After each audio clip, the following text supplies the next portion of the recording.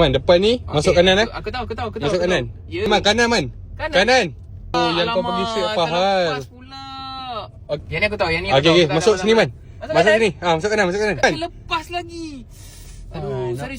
Tak apa. Simple. Ada ke kau tengok ni barang gua beli RM30,000 ni 30 tak ah? boleh kena percaya. Tak boleh pegang. Kalau tak turun harga dia. Tengok, Man, bagi man. aku pegang tengok. Okay man, aku nak momoyo macam series dia.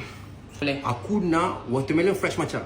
Okay. Macam okey, ngam. Aku nak yang OG. OG. Simple Dah, simple je lah. Oi, tak di gelang tu aku. Aduh. Sampai dah.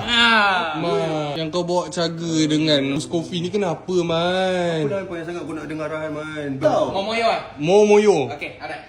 Susah Aduh. tu. Man, Momoyo man. Momoyo dah betul. Macam series man. Sini lah. Kita nak macam siri. Aku dah cakap dah. Dua ni biasa je rasa. Ah, Rasa kau Aku tak rasa rasa? bandingkan Sekejap aku rasa. Man, janganlah banding macam tu. Gelas tu buat apa? Janganlah diusap, sedut. Alah, sedut pakai straw man.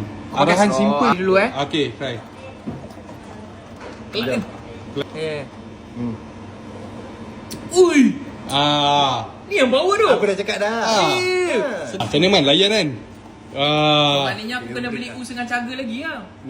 Man, arahan kita orang simple lah man. Kau nak momoyo lagi sedap, lagi murah. Aku Moyo ni start RM5.90 je. Aku kena beli ni lagi lah. Man, kau masuk kereta panaskan enjin dulu. Alright. Kita lepak luar. Man, panaskan enjin, jangan pakai benda ni. Pakai kunci kereta. Kau lepak dalam kereta Okay, alright. Okay. Benda simple. Kau kan, kau betul nak kau. Tak ada. Man. Man. Nak pergi mana tu? Apa yang payah sangat susah arahan? Suruh panaskan enjin dia.